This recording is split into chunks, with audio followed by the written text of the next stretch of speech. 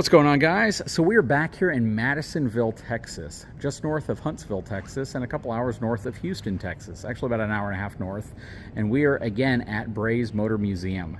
This place is absolutely insane. If you're a Corvette fan, they got every generation of Corvette. If you are Mustang, Camaro, I don't know, you're a Mopar fan, they got everything here. This is absolutely nuts. And if you're driving through Madisonville, on your way down to Houston or wherever you may be heading, this is definitely a destination you need to stop at. But I've already shot a video out here. I actually walked through here. I showed you the DeLorean. I showed you the cool RV that I don't know where it's at anymore. They have a Ford over there that's absolutely crazy. He has wax figures here, Terminator stuff.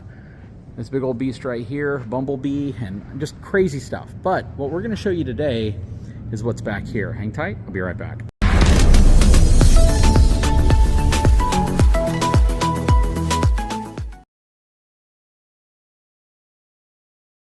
So I have a very special guest with me. You want to introduce yourself real quick? Hi, I'm Jacob. Nice to meet y'all. I'm the Lego designer here.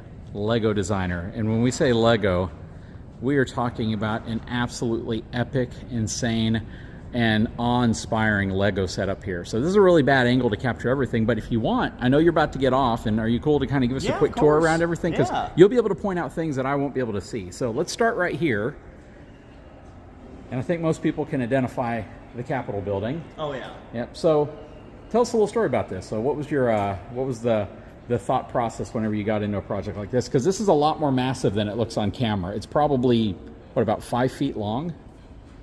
Yeah, about 5 feet long, 4.5, something like that. And it really just comes down to, when designing a model like this, you look at a lot of pictures, you figure out your design language, stuff that can be repeated, stuff that, you know, the big hard points like the dome and the tower and the top, and then you start designing one thing, and it all just kind of comes together once you've got a picture and a size you want to go for. That's insane. And what do we have over here? Over here we've got some sets from Lord of the Rings, and so over here we've got Rivendell, and the elephants from the final battle in the third film. The ones that were attacking the city of Gondor. This thing is huge. And again, from the camera, you can see it doesn't look that massive, but it is absolutely huge. If I get close to it, you can actually make it feel like you're actually there looking up. But this thing is insanely large. How long does it take to assemble something like this? Well, from the design phase to the assembly phase, how long would something like this take with your team? Because your team consists of a few people, right? Yeah, it's 4 of us. The design phase for something like this is about 2-3 months, and it's about the same for the build. Wow. So when you take on a project like this with the team, is this all they're focused on until they're done? Or are they working on multiple projects? We've generally got about 5 to 6 projects going at once. It's a lot of pick up, put down, what's our priority this week, you know, so we've got 2 or 3 big year-long projects or something that we want to, you know, these are our big goals for the year. And then there's a lot of, okay, we want to do this. All right, we're going to drop focus. We'll do this for a week, get that out there, and then go back to it. So it's a lot of pick up, put down, figure out. We got an event about to start, so you're going to hear some people doing mic checks there. Then you got murals right here that, oh wow, so this is the, what are these pieces called? Are these just studs? 1x1 Lego studs. That is insane. And you design these, and then somebody has to figure out all the colors and put them in the right place, right? All right, so is it mapped? Is that how you do it? You map where every piece goes? So for a lot of the big mosaics, like the big ones especially, it's a process in Photoshop. So essentially I just take a picture and then you stretch the ratio to where the pixels get stretched into where they're not square, but in the like 1x3 Lego math. So from there you cross-reference, okay, this color is closest to this Lego color, and then it creates a picture. Do you ever have to like paint the Legos? They make a good variety of colors. There's definitely times I've been tempted where I want to paint something, but nothing in here is painted. Everything is stock Lego colors. And you know, over the past 10 years, they've really come out with a lot of cool ones. So it's pretty rare that I don't have a color that I want.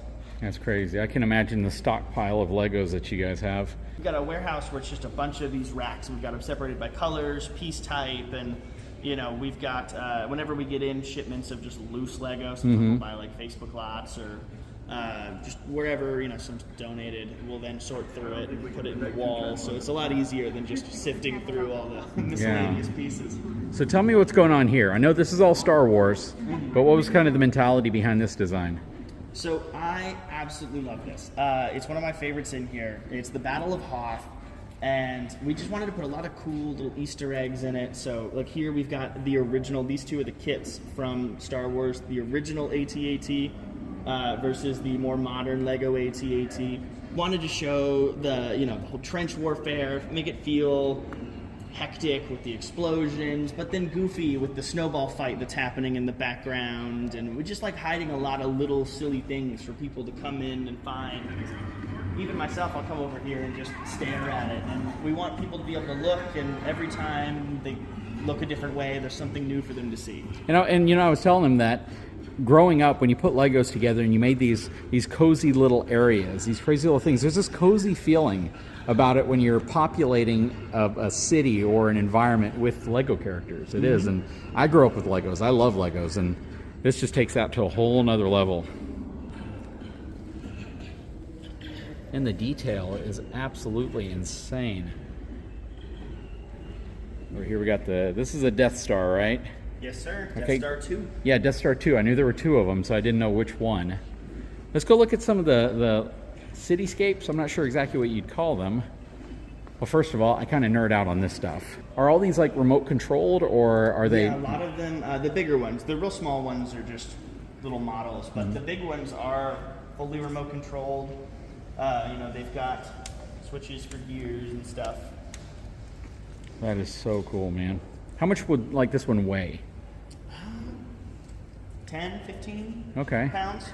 I've seen people with like YouTube videos of these picking up other cranes and doing other things with them, so I was kind of wonder what's the total weight. And they actually have, for that weight. Oh, the counterbalances. Yeah.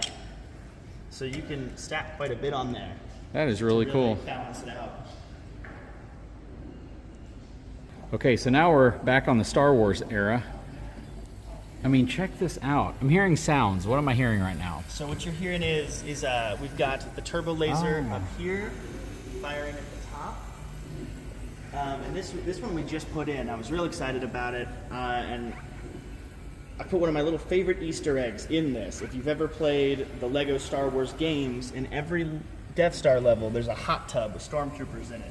Oh, so we made sure to put a little room in the background where if you crouch low I enough, see it. you Yeah, see it. That's super cool, man. Just fun stuff for people to find. Now, just so people kind of understand the complexity of this, you're the designer. Then you have a gentleman who snaps everything together, the builder, right? Yeah. Then you have an actual person that worked for Legoland, right? And then you also have an electrical engineer. Yes, sir. And the electrical engineer, I'm assuming, again, well, you actually told me, is responsible for all the lighting. If there's any, I guess, animatronics per se, or animation, he puts all that together. That is crazy. And then what were we looking at here? This looks like a Disney theme park. So this is our amusement park. This is, it's very much in its beginning stages. We've got things laid out kind of where we want them. We're still adjusting. We want this whole pirate land in the corner, and we want to have a whole lake room and area. These bumper cars are going to move eventually, and just a whole thing where the roller coasters can be going on in the background. So as people walk around, the roller coasters will just keep moving. Movement in the back to make the whole place feel alive. That is really cool. And then this right here just blows me away. This is absolutely crazy. And you said you kind of have the same thing going on here too. There's little things that'll move and kind of animate around, right? Yes, sir. I mean, just check out the detail. Like, you may have to pause this video a few times so you can actually see what I'm seeing, because the level of detail in gunfights that are taking place in cafes is pretty dang crazy. Got the Batmobile. I mean, look at the courtyard right here.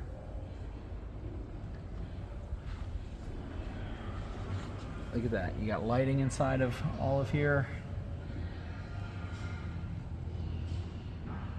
As we go through and light all the buildings one by one, I try to put little scenes inside of them that people can look for and see. Like, we've got a wizard over here mixing up a potion, and we've got an alien pastry chef over here, the donut shop. That is so cool, man. It's just so many little nuggets. I mean, everywhere. Well, thank you. So this is like my favorite, but then you have things like this. This is absolutely crazy, and it's huge. You got all these cars that are assembled over here. You have the White House over there. Okay, so what do you think of this thing? Go ahead. I love this thing. Because, you know, people have done Lego cars before. There's been a couple of them. This one you can sit in. Oh, and it'll wow. Fit, I'm 6'4". It'll fit 2 full-grown adults pretty comfortably. So you can get a picture out like you're driving on the racetrack. And that is so cool. Yeah, I didn't realize that you had done that. And this is all Legos. And you can see the individual blocks. Look at that. Man, I told him, boy, I bet their builder has Lego fingers. That is when you put a block in the wrong spot, and then you have to peel it off and move it to the right spot. But this is absolutely fantastic. Jacob, thank you so much, man. Man, this is killer, brother. You brought out the total Lego nerd in me. I mean, anybody who has a technical background at some point probably loved Legos.